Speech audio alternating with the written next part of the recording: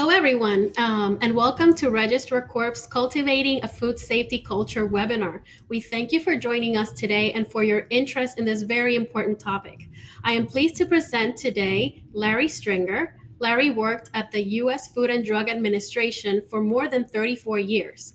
During that time, he held many positions, including research engineer at the Center for Food Safety and Applied Nutrition, a field investigator in Chicago and West Virginia, where he conducted hundreds of inspections. He supervised investigators, was a regional manager responsible for overseeing investigators who worked together with the states, and he led the group of experts responsible for development of assignments and various guidance documents, including the investigator's operations manual and other positions. In his last few years, he worked with a team to develop and deliver training to FDA field investigators in assessing food culture during inspections. He's recently retired and is now working as an independent consultant with Kennel Row Advisors. Before I hand it over to Larry, know that at the top right of your screen, there is a box with a question mark where you can submit your questions at any time during the webinar. We will be answering questions during the presentation, and after the presentation is done, we will allow about 15 minutes for Q&A where Larry will be answering some of your submitted questions.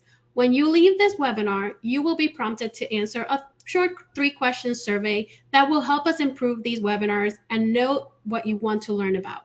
Without further ado, I leave you with Larry Stringer. Good morning, everyone. I just quickly want to go over the agenda. In a 1-hour webinar, it would be impossible to dive too deeply into how you can evaluate and build a food safety culture. I intend to lay a framework for understanding food safety culture and provide some additional resources at the end you can use as you work to evaluate your own food safety culture and to strengthen it. We're going to quickly go over a definition and the significance of culture, how to evaluate a food safety culture, and then some tools for building the food safety culture. So before we get too deep into it, I want to talk about our problem. The government over the last 35 years has introduced laws and regulations designed to prevent foodborne illness and recall, but these laws have not helped reduce either recalls or foodborne illness. Current statistics from CDC have not changed in many years. In the US, about 1 in 6 people get foodborne illness each year. Of those, about 128,000 are hospitalized and 3,000 die. Those numbers have not changed significantly over the last 20 years. We have improved detection of foodborne illness, and we shouldn't discount that. I would argue that as food safety professionals, we are in a race against detection. We're becoming better and better at detecting foodborne illness, and that's good. It allows us to stop things. But we still have problems. We still have outbreaks of foodborne illness, and major product recalls on a regular basis. The simple fact is that people do not care if we are getting better at detecting problems. They want us to get better at not having problems. We should thank the detectors, the epidemiologists, and others who detect foodborne illness. While detection may help stop ongoing outbreaks, it doesn't stop them from happening. We do have many tools: HACCP, food safety plans, microbiology, chemistry, physics, training, supplier verification, inspections, audits, sampling, to name a few. But these tools that we've been using in our profession have not solved our problem. All the tools that we rely on are often called hard sciences. We look for objective evidence. We use scientific procedures to analyze our systems, and that's good. We shouldn't stop doing that, but we're not winning the race. Our response is typically reactive. The tools we use have not solved the problem, as I said, that we need to continue to do the things that we do, but we need to find new tools for prevention. I would suggest that the tools we need don't come from the hard sciences. They come from the soft sciences, psychology, behavioral science. And the reason for that is because as I said, food safety plans can't solve problems. Let me give you a quick example of what I mean by that. I was responsible for inspecting a caterer who was preparing food to be served at a national political convention. I arrived in town a little late, but I wanted to introduce myself to the head chef and go over some of my expectations during the event. It was around 5 in the afternoon. I called as I was waiting for my ride share, and he said he was really pressed for time that day, but he'd be there for another 30 minutes or so. He was only 5 minutes from the airport, so I had the driver drop me off there before I went to my hotel. Upon arriving, I introduced myself. I explained some of my expectations. I did a quick walkthrough of the kitchen. Upon checking one of the refrigerators, I saw a list of foods in it, and it had times and temperatures written down next to the food to demonstrate that they had adequately cooled. I noted that one product, baked beans, had cooled much faster than I would have expected. It's not unheard of for foods to cool very quickly. There are methods that you can use to cool foods faster than normal, but this was very fast. And the food was still in the danger zone. I pointed this out. The chef was very embarrassed. He told me he would never have done that, except his local inspector requires him to have that list and checks to make sure everything on the list has the right temperature. And he had to leave very, very soon for his daughter's soccer match that evening. So he recorded what he knew he needed in case the inspector came the next day. He knew the right thing to do. He knew how to do the right thing. He was just under pressure right at that time, and he took a shortcut that he should not have taken. We met the next day. We discussed the importance of accurate records and setting an example for those that worked for him. And we had no problems with that caterer after the event.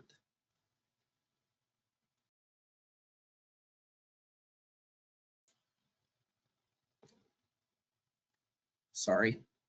So what does this example illustrate? It illustrates for us that food safety equals behavior. Outbreaks and recalls are far too often associated with the mistakes someone makes. What is our typical solution to this type of problem? Years of experience conducting inspections tells me that most investigations find the root cause of problems to be people or a group of people who failed to do whatever procedure they were supposed to do to ensure that all food safety measures were handled. I had many conversations that went something like this. So you retrained everybody in what they were supposed to do. Why did you have to train them again? Was there something wrong with the training, or was something else going on?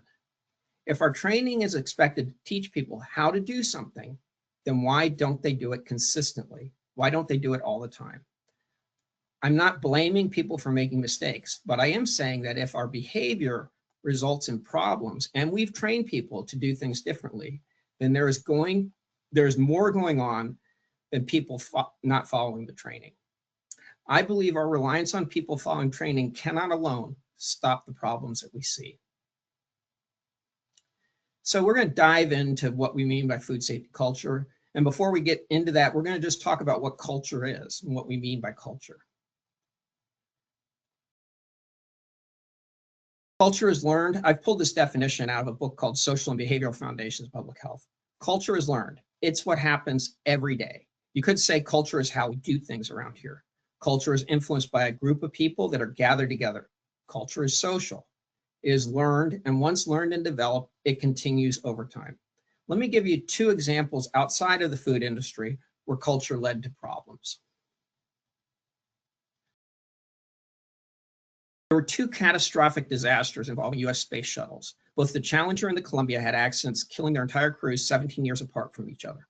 During the investigation of the Space Shuttle Columbia, the second accident, the Columbia Accident Investigation Board listed the primary cause as being a breach of the thermal protection system caused by a piece of foam striking the left wing during takeoff.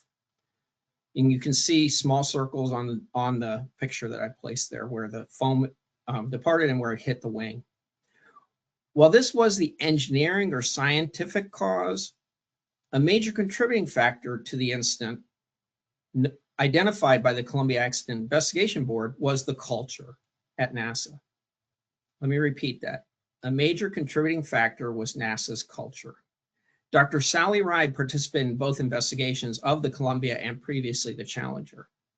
And she stated there were echoes of Challenger in Columbia.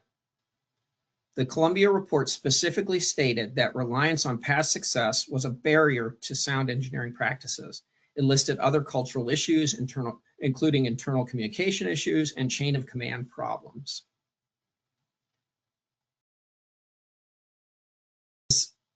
The second incident I want to talk about is more recent. It involved Wells Fargo and fake accounts that were created. Wells Fargo was founded in 1852 by Henry Wells and William G. Fargo, initially as a bank, mail, and express delivery service, primarily for the California Gold Rush. It built a reputation for soundness, reliability that lasted for decades before the fake account scandal came to light. Before the scandal, Wells Fargo was considered one of the most respected and successful banks in the United States. In 2015, it was named the most admired of the world's largest banks by Fortune magazine. The company cultivated an image of focusing on Main Street USA by emphasizing customer relationship and meaningful sales efforts, unlike some competitors who focused on Wall Street and returns. Wells Fargo had an early emphasis on diversity, dating back to printing financial information in both Spanish and Chinese, as well as English, in the 19th century. In 1888, the firm adopted rules for equal treatment, regardless of race, social status, or gender. In the 21st century, it became the first large-scale bank in the US to be chaired by a woman. Wells Fargo was known for sound management and strong financial performance. Warren Buffett's Berkshire Hathaway was a significant investor in the bank for decades, reinforcing its image of financial stability. So what happened?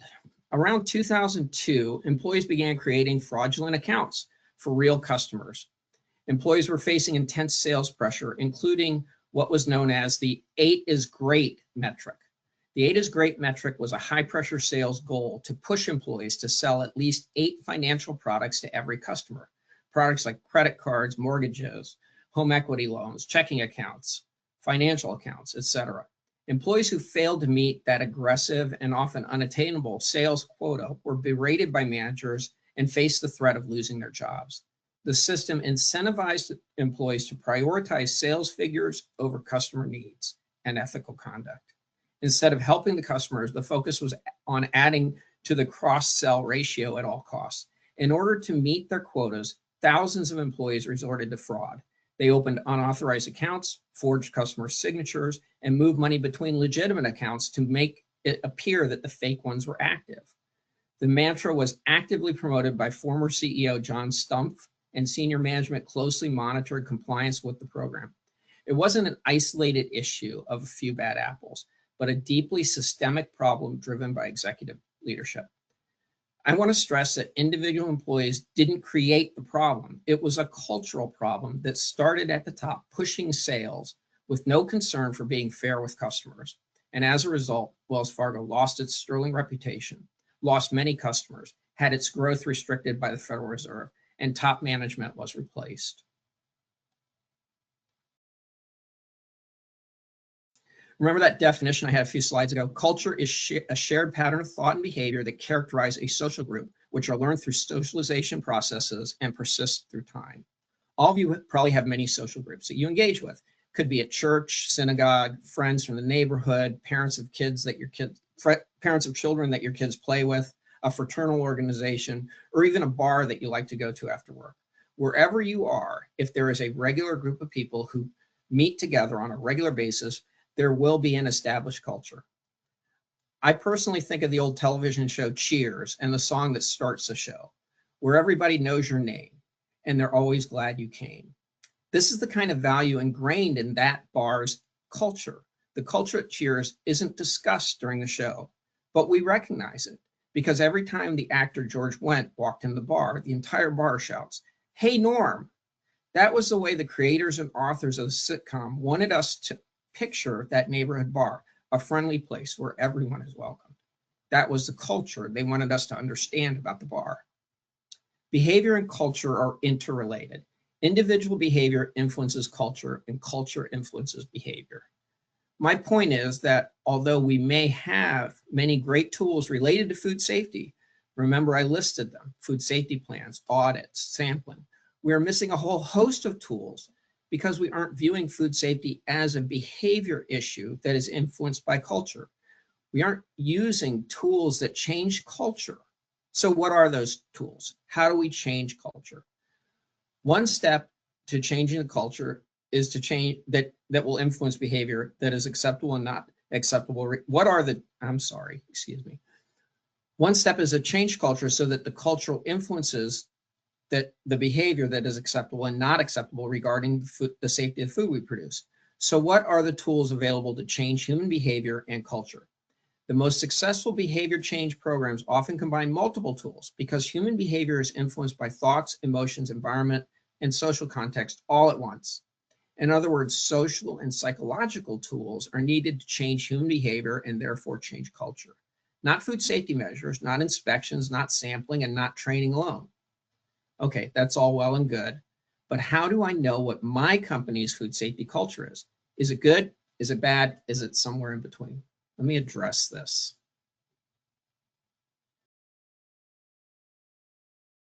I pulled this from the BSI, the British Standards Institute. These are their examples of 4 different types of food safety. I should mention also the British actually have started regulating food safety culture in recent years. The EU also is regulating food safety culture. So if you're in the EU or in Great Britain, you probably know this already. Different people will give you different definitions and measurements of food safety culture. I've chosen this one. I think it's simple. It has 4. First is reactive. A reactive culture is just that. They react to whatever's going on. There's no thought for food safety. They just react to the situation. And if the reaction protects the food, then it protects the food. And if it doesn't, the food is unsafe. A dependent culture relies on people knowing and following requirements. These are the SOPs that we have.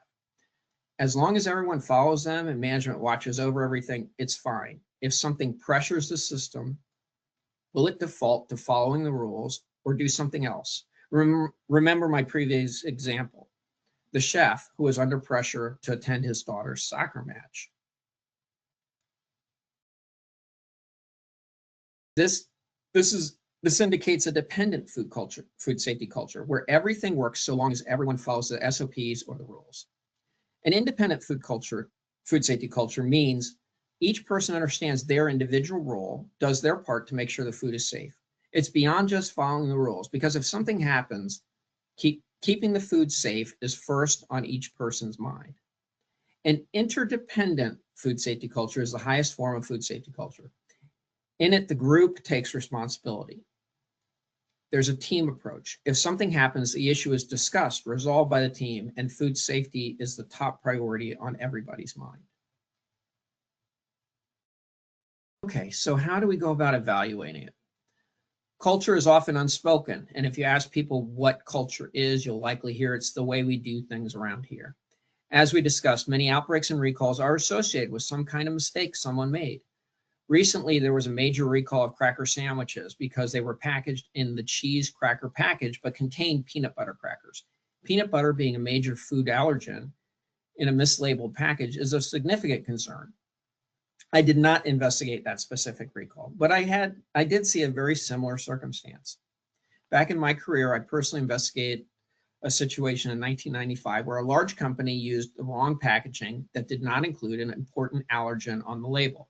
It happened after production changed over from a product that did not contain the allergen to one that did.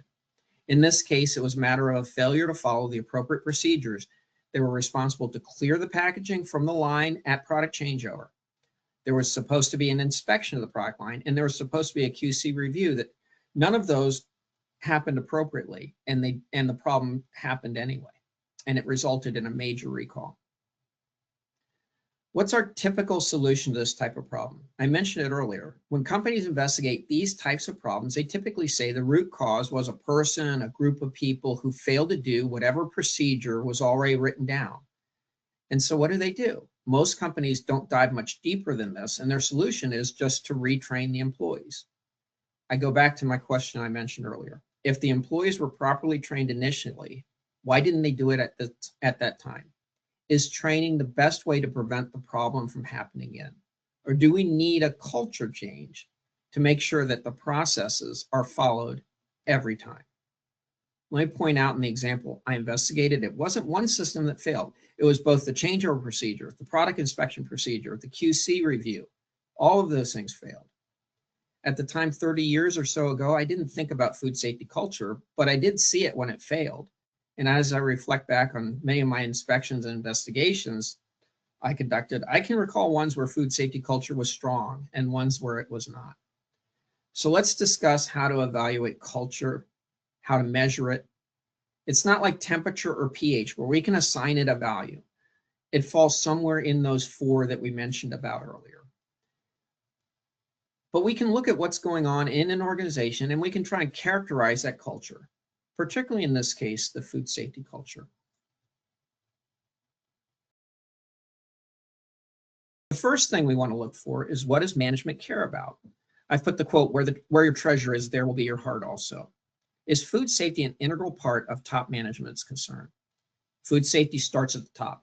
While there are things that can be done to drive it upwards, if top management aren't committed to it above profits, it becomes difficult for food safety professionals to instill it. Difficult, but not impossible. How much does management care about food safety? Is food safety included in its vision, its mission, its values? Does the company think of its customers and say something like, we strive to provide the safest food possible for our customer? Is it on the agenda at meetings, or is it forgotten? Employee empowerment. Give employees ownership, they'll give you results. Employees need to understand not just how to do their job, but what parts of their job are particularly related to food safety.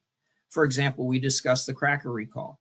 Are the employees responsible for packaging taught about allergens in particular and its impact on people? Or are they just told that every time there's a production change, there needs to be a packaging change? It makes a difference to people if they understand the critical importance of the things they do and its impact, not just on the corporation, not just on profits, but on the customers that are purchasing the food they make.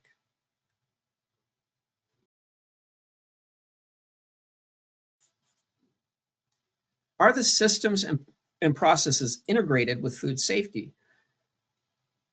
How and when does the food safety team get involved in changes being made? If equipment is being replaced, is the food safety team aware and involved in the process of bringing the new equipment online?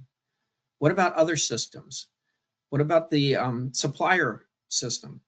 If a supplier is changed, does the food safety team have a role in approving the suppliers? Or if there's another supplier, if a supplier is no longer available, does purchasing just change suppliers and notify food safety afterwards?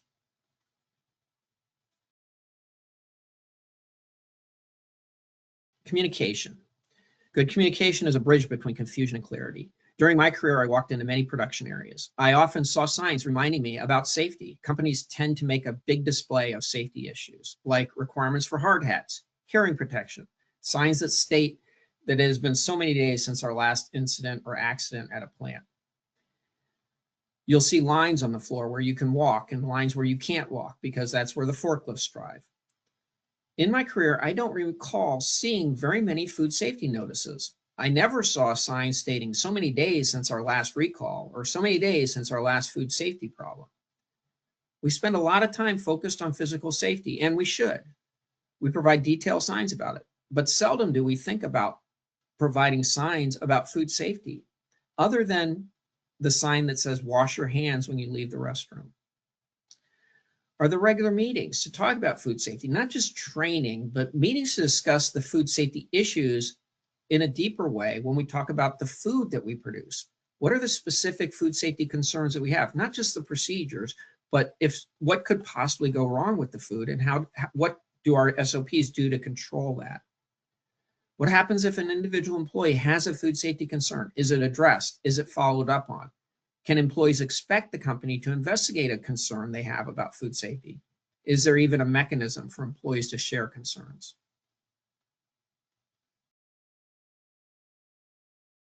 So we've talked a lot about food safety culture. We've talked a lot about culture in general. How can we go about improving food safety culture? It's not easy. As we discussed, you can't change behavior using our regular tools of inspection, sample collection, updates of food safety plans, etc. That's the bad news. The good news is there are whole fields of behavioral science that have studied changing behavior, and we can learn from those. And those changes in behavior can change and influence the culture where we work. The first step, though, in anything is to get people to care. As we talked about before, when someone cares about something, they will take care of it. One of my favorite books for kids is The Lorax by Dr. Seuss. In it, the Lorax at the end tells a boy, unless someone like you cares a whole awful lot, nothing is going to get better. It's not.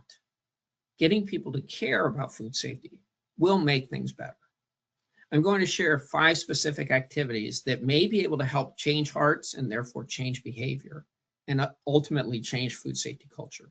These are just 5 tools. There are many more available.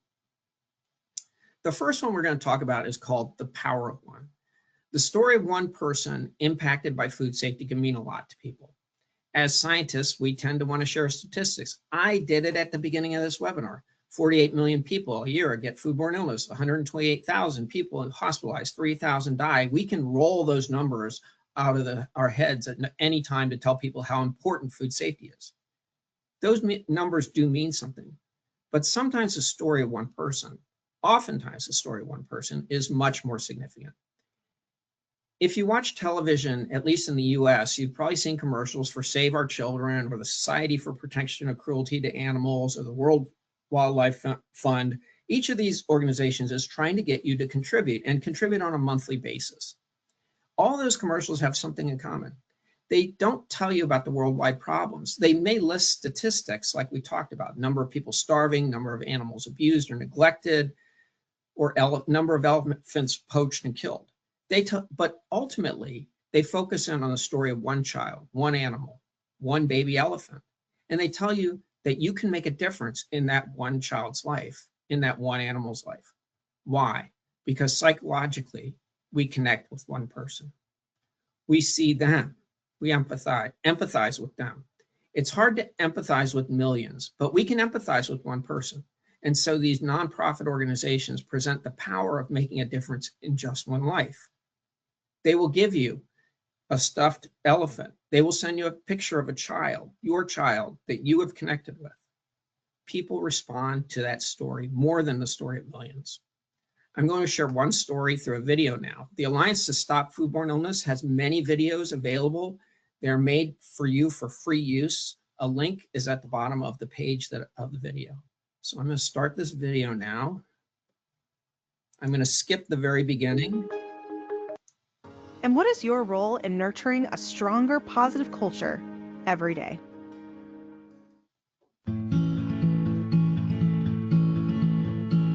So growing up was awesome. You know, my mom got married and my dad got married, so I had two sets of parents. She unconditionally loved us, showed up for us whenever we needed it. The three of us boys, I think, were really her life, and the more I think about it, you know, with raising my three kids now, if I can be half as involved as she was with our lives, then we're probably doing a pretty good job. So for junior prom, my mom and myself wanted to do like dinner at home, and so she cooked the dinner. You know, she made cookies and she had a spoonful of cookie dough, and that night everything went well. That was Saturday night.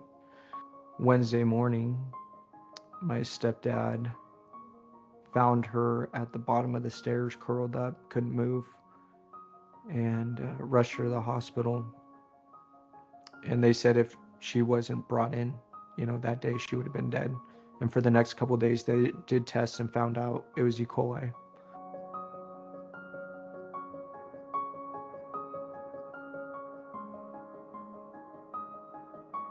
It just kind of snowballed quickly. But yeah, she contracted E. coli and got sick and was immediately in the hospital like a couple days later. Early on, I was just trying to figure out what's going on and how can we get her better. To the first probably 3 to 6 months, I feel like there was a lot of times where she would be doing better, and then out of nowhere, she would crash. She couldn't walk on her own. We had to lift her into stuff. I mean, we had to really do everything for her at the end.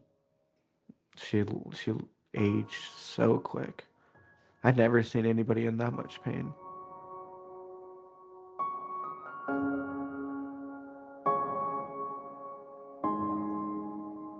She doesn't want us to see her that way, right? She doesn't want us, like, I wouldn't want that on my kids.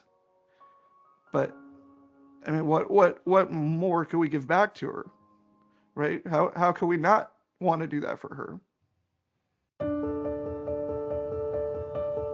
I hope no family ever has to go through what we've gone through.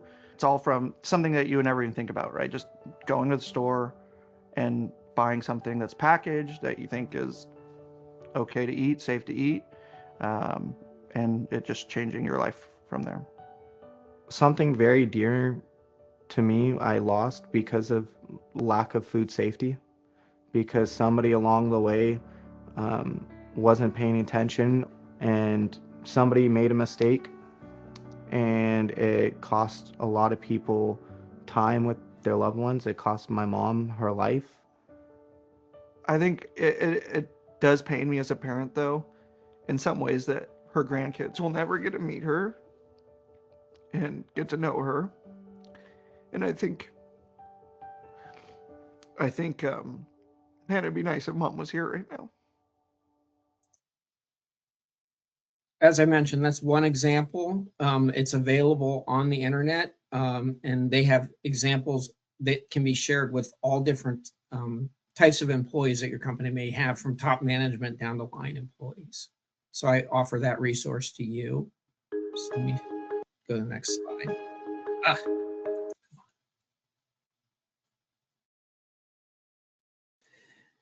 So I'm going to tell you my personal food safety story. This is Joey. I've told this story many times. I hope it makes people think about the impact food safety has on people. Joey's my son. Joey loves to play and have fun. Joey is also autistic. He doesn't talk. He smiles. He smiles a lot. He eats only 4 foods. He eats vanilla milkshakes from Dairy Queen, cinnamon graham crackers from Aldi, a supplement drink called Boost Berry Breeze from Nestle, and the last food is fresh leafy greens. He particularly likes raw spinach. In 2006, I came home from work one day and went to the refrigerator and threw away 2 packages of spinach. Joey saw me doing this. He tried to pull them out of the garbage. I told him, no, Joey, that spinach will make you sick. Why did I throw it away? There was a major foodborne illness outbreak from E. coli that year. It was coming from spinach. I felt terrible throwing away one of only 4 foods Joey loved to eat. He was angry and upset because he loves his raw spinach. Not only that, because I didn't know what company was responsible, I couldn't replace it with another company's product. We only knew that people were getting very sick from eating one of only 4 foods Joey eats and that he depends on for nutrition. When you're making food for your customers, it's important to remember that there are people like Joey who are eating your food and not other people's food because of conditions they have. People who may rely on it as a source of calories and nutrition. It may sound silly, but because of Joey's autism, he limits what he eats, and taking away any of those 4 foods makes Joey sad and upset. Also, kids like Joey can't tolerate foodborne illness. If Joey caught E. coli infection, he wouldn't just get sick for a day or 2. He'd probably go into renal failure, and he could likely die. There are many stories like Joey.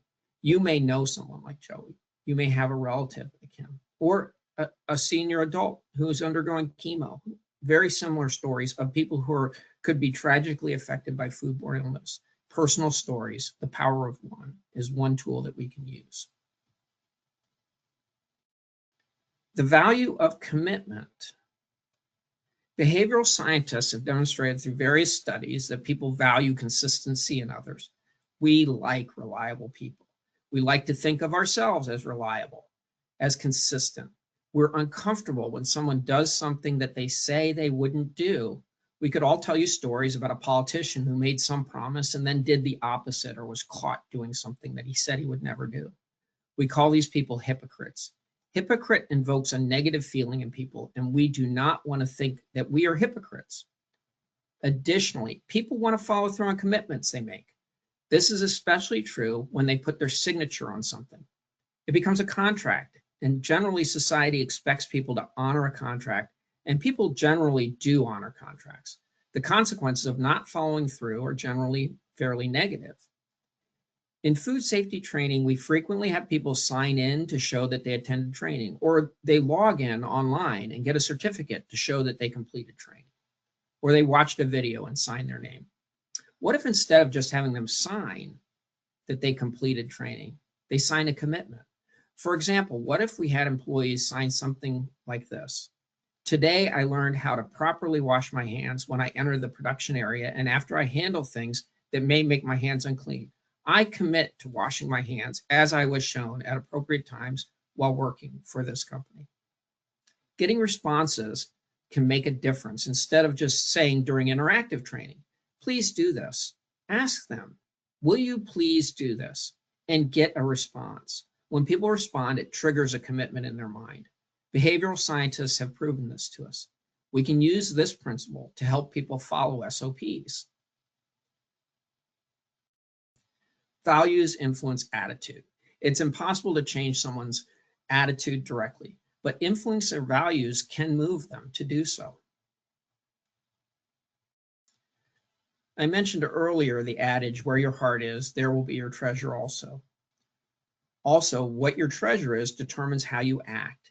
Behavioral scientists have demonstrated that trying to change a person's value externally often backfires. People don't want values forced upon them. However, values can be influenced by how people look at something. Studies have shown that fewer people like corporate policies that are referred to as affirmative action. However, when people are told that these exact same policies are designed to create equality in the workplace and to assure everyone is treated fairly, they're widely accepted. So, can we create values that could influence food safety? And a good example, and I've mentioned this earlier, a corporation may have a value of we respect every customer and provide them with high quality and delicious food. We could alter that or add to it and say that because we respect our customers, we care about food safety. Homophily. This is a big fancy word that behavioral scientists use, and really it just means that we like people who are like us. Behavioral scientists have demonstrated through various studies that people respond positively to people that they think are like them. Studies done many years ago found that if a person smokes, a salesman who pulls a cigarette out and asks them for a light while talking to them is more likely to make a sale to people who smoke. So if a salesman knew someone smoked, they might go through this process. Advertisements demonstrate this as well. If you watch many advertisements, you will see people who try to relate to you, either ethically or in other ways. So what if we use this principle? Maybe we could have workers who do the job, do the classroom training, or create the videos themselves. Having a line employee everyone knows and likes present food safety information may help people understand and follow it. Needless to say, presenting information in a person's native language will also help. And this is the last principle I'm going to give you. Make food safety fun. Volkswagen pioneered a way of getting people to change behavior, to make things fun. You can go on YouTube and find dozens of videos where behavior changes just because of an action is made, a change is made. I picked this one where the goal is to get commuters to climb stairs instead of using an escalator.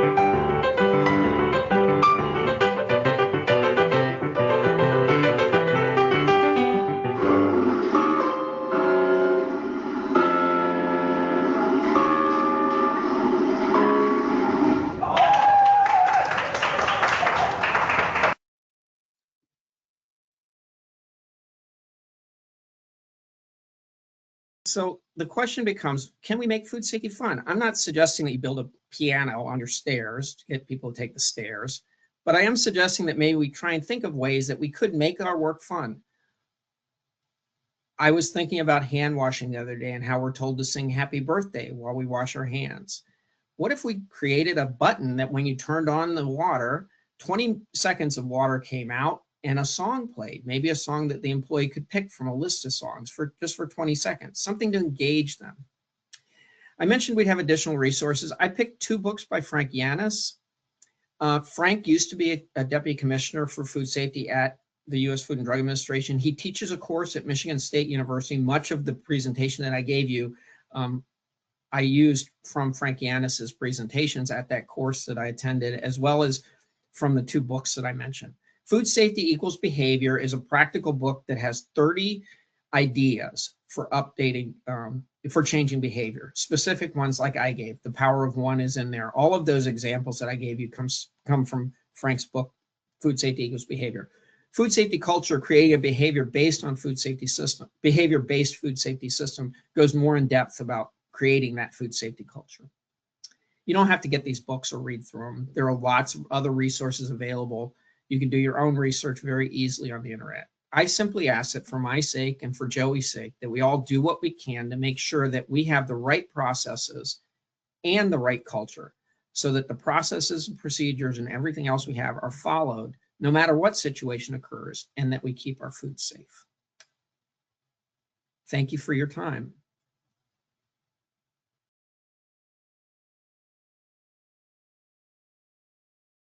Fabiola? Yes, I am here. Thank you so much for that insightful presentation. I know that our viewers will greatly benefit from this information. So before we move on to the Q&A session, I want you to know that this recording will be shared with all attendees. You will receive that via your email. And also, I want you to stay alert for upcoming webinars led by Larry. So our next webinar will be October 21st, What Happens During a US FDA Food Inspection? And a third webinar will be held on November 4th, How to Respond to a US FDA Food Inspection. So now we will move on to our Q&A. And we have a question from, let me see, it's right here, from Abby Meyer. She says, hello, as you explained, food safety culture has to come from the top. So how would you recommend encouraging a food safety culture when leadership denies there is a culture problem? That is a great question. And thank you for asking it, Abby. I appreciate that. So I don't know what your relationship is with senior leadership. I mean, the best thing to do is to go to them and start using these examples that I gave. Ask them for time to put food safety into a meeting and suggest to them that maybe we can change our corporate values or add to them. Or simply, if that's not possible, ask if you can create your own, ask your supervisor, your manager, head of food safety, you know, can I create some food safety values? And can we add those? And can we print them and put them out? Can we share them? Can we put up signs that say, we haven't had a recall in 375 days? Can we do things like that ourselves to influence the employees where we don't have maybe top management buying into it? And can we influence top management in some subtle ways? Frequently, you'll hear the term managing up, right? How do you get somebody above you to care about something that you think is important? And so, like that story that I told about Joey, you know, we often hear the term an elevator speech or a elevator sales pitch, you know, a short 1 to 3 minute scripted story that you can tell that emphasizes the importance of food safety and gives them a new view on it, like my story about Joey. Those are things that we can use. If they're open, you know, you could ask, can I send out a food safety email to all management once a month and put in there things like the videos or the stories or some of the other ideas that are contained in that I shared or that are in those books. Some things you can probably do is things like I mentioned in terms of creating contracts with employees. So if you can change the training that they receive, can you emphasize in the training what the food safety aspects are as well, instead of just telling them this is the procedure. This is the reason this procedure protects food.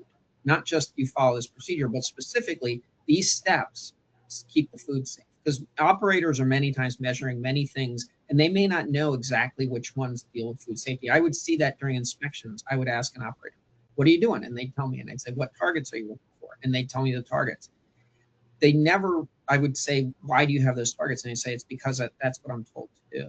You know, they don't always necessarily understand that, you know, they are doing a thermal process at 173 degrees Fahrenheit so that the product it kills all viable pathogens. So understanding that if we maintain this at this temperature for this time, we are killing the pathogens that are in the food that could make people sick. So giving people a little bit more background in training and how the training relates to food safety specifically. I hope that helps, Abby. Christopher Dunlay asks, with homophily, how would you address the possible negative ramifications like groupthink and possibly enabling of poor behaviors? Sure. Homophily, and again, that's a fancy word. It means we like people who are like us. Homophily influences people because they tend to act like each other. And so we can't, you know, how do we avoid groupthink? We can't really. The goal is to find the people who are influencers. That word gets thrown around way too much nowadays, probably, but who influence the group and get them involved in food safety. You know, it can take time to nurture a relationship with them, but when you see someone who's very outspoken and understanding and people look and follow them, to identify those individuals and to start working with them on how can you influence people for food safety, get them to care, share with them the power of one and some other stories, get them to start caring about food safety and influence them to become an influence, and then have them develop training or present training. There's a lot of other examples in the books that I mentioned of ways to influence people, and many of them have to do with, you know, one-on-one relationships. And if you can make somebody on the line become that person who is the food safety champion, it goes a long way. It's a lot better than having the head of quality control or quality assurance be the food safety champion, to have employees be that person, because employees will respect that person. I hope that helps. Dano Kenu asks, please throw more light on how we can measure food safety culture. Okay. The best thing to do is just take a look around and observe what's happening. It may not be necessary that you are the best person to do that. So we talked about four different types of food safety culture. So you can look at when there has been a problem, how did they react? I'm sure that you've had to investigate issues. What led to that issue? Was it an issue of people were under pressure, production had to get out? You can start seeing that may have been a reactive, and the reaction was we need to get product out faster. So I think doing those things, looking around, talking to employees, seeing what their understanding is of food safety, talk to management, upper management, and ask them what their understanding is about the safety concerns with the food. Do they understand what causes the food to possibly be unsafe, what the hazards are associated with the foods that you make? I think developing an understanding and having people understand what the safety is of the food that they make, the food that they manage, whatever their situation in the company is, can help you understand where they are understanding food safety culture. Asking operators, I would do this all the time. I mentioned this earlier, asking operators, why do you do this? So to see what understanding they had. I do it because I'm told to follow this procedure. Why are you told to follow that procedure? Okay, the procedure says do this. Why is doing this important? And trying to understand if they understand the impact of what they're doing on the safety of the food. So I think those kind of questions, again, it's not something that you can measure with hard numbers, but you can kind of get a feel for, are we in more of a reactive or an independent type of food safety culture? I think those things can help. I can give some other examples of things that I noticed during inspections. During one inspection I was doing, I think it was an LACF manufacturer, I was dealing with the head of quality assurance at a local plant. And, you know, we were going through reviewing a lot of records. Food, if any of you make LACF foods, actually now any food safety plan has a lot of records. We were going through records, and I was spending an afternoon going through records, and he was there with me, and we were chatting, and he asked me at one point, are you going to give me one of those forms at the end of this inspection? And I asked him, do you mean the 483? And he said, yeah, the 483. And I said, well, I haven't determined that yet. I'm still going through and making my assessment of your operations. And he said, well, if it's at all possible, I'd appreciate it if you didn't give me a 483 at the end of the inspection. And I asked him, why? What does it matter? And he said, well, at the end of the year, I receive a bonus. And part of that bonus is how we do on audits. And if I receive a 483, that's going to be negative on my evaluation related to audit. That tells me that that head of quality assurance is not nearly as concerned with understanding the problems maybe as not getting notified of the problems. And what does that create in him? It creates incentive for him not to be completely open with me during the inspection and share things with me. So that's an example of some, I can't say for sure what the food safety culture was at that facility, but I can tell you the culture around audits and FDA was not necessarily a very positive one at that facility. Any other questions, Fabiola, or I can expand on that a little bit? Yes. No, if you want to expand, you can. No, it's okay. Go on. All right. So we have from Jill Stubber, for companies that have articulated food safety values, have involved others in creating activities to promote food safety culture, and have songs playing for hand washing, what is causing them to continue to struggle to drive improved food safety and culture? Wow. Well,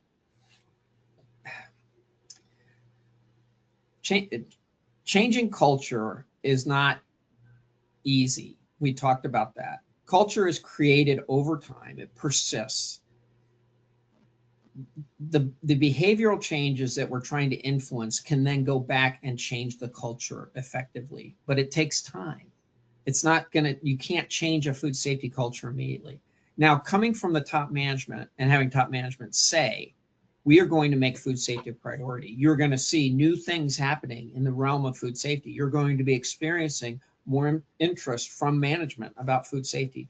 That overall top message from senior leaders, from CEOs or plant managers can make a huge difference just if you can get those kind of statements from them. We had an incident. Now, I served as incident commander over a lot of incidents that FDA dealt with, particularly related to what are called national special security events. Those are political conventions, the inauguration, summits like a NATO summit. I served as the incident commander over those. And we would look at, when we were working on those, we'd work on those for months, and we would start looking at what has happened in the local area, because we knew that we could leverage local issues to start creating more of a culture around protecting the food, because that's what we really wanted to instill. I mentioned the baked beans incident. You know, it's one example of catching somebody doing something wrong, and they had, as one person said, a come to Jesus moment, a change of heart, an understanding. There was another incident where we were doing one of these, where one of the caterers that was involved was actually involved, it was actually created or had a problem with a norovirus outbreak. That gave us a beautiful time to talk about, and I'm not happy that people got norovirus. It was at a wedding, and many people got sick, but the food that they served gave people norovirus, and the local health department investigated it, found it and everything. But it gave us a wonderful opportunity. It was in the local newspaper to share that with all the caterers who were involved, and to share and say, hey, look at this. We don't want this to happen. What causes this? How can we prevent this? And to help them understand the importance of good hand washing, no bare hand contact, et cetera. So using opportunities as they come up. So if the company does happen to have a recall, or if a competitor has a recall, you know, share those and say, look, this happened to them. This is why that could have happened. What do we have in place that we prevent this, keep this from happening with our food? So I hope that helps a little bit. We have a question from Howard Goins. It says, my biggest challenge to promoting food safety culture is the language barrier, not being able to effectively communicate with staff of other nationalities. How can AI help to cross language barriers and close the training and culture gap?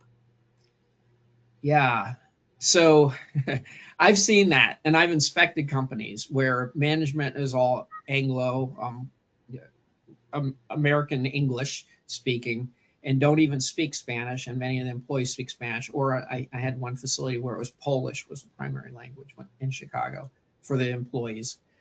And I remember one facility in particular, and this is probably not going to answer your question, but I remember one particular facility where the employees were all provided by an employment service. And the employment service sent a certificate saying they all had been trained in food safety. I didn't really like that very much. And the employees all spoke Spanish, and the management at the facility all spoke English and didn't speak Spanish. It's really difficult. The best thing I can say is your facility probably needs to hire into food safety roles or management roles people who do speak whatever language others use.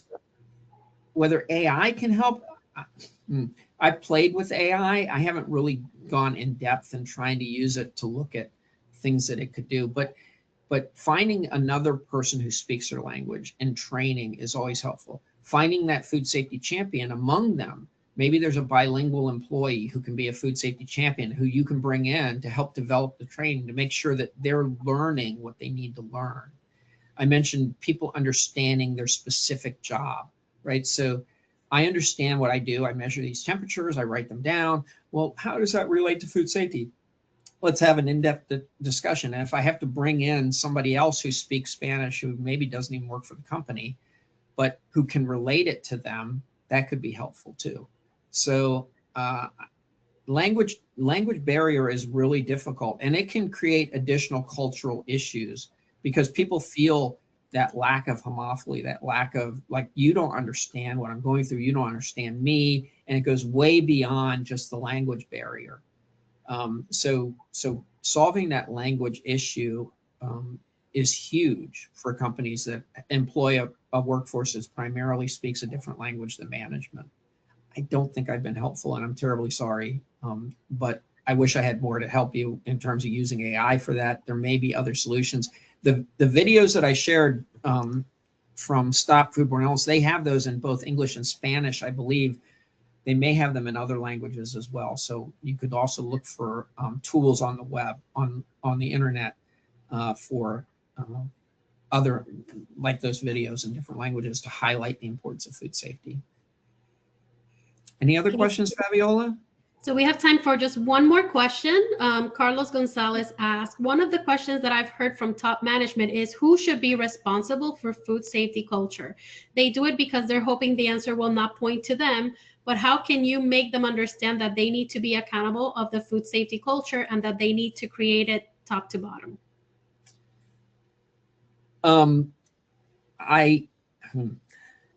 I think if you can get an opportunity to sit down with them and present some examples, like I gave the Wells Fargo example, that's a really good one because John Stumpf was identified as being the cause.